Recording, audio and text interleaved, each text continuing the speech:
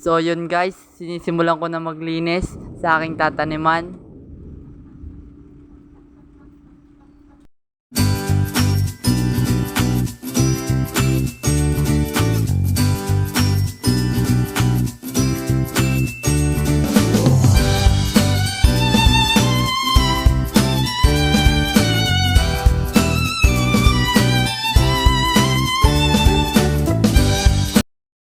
So yun guys, tinatanggalan ko na ng mga damo-damo para mataniman ko na.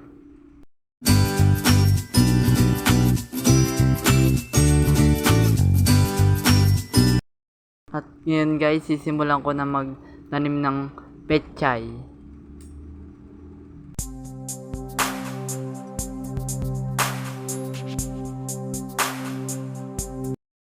At yun guys, tapos ko ng taniman, magdidilig naman ako ng aking tinanim.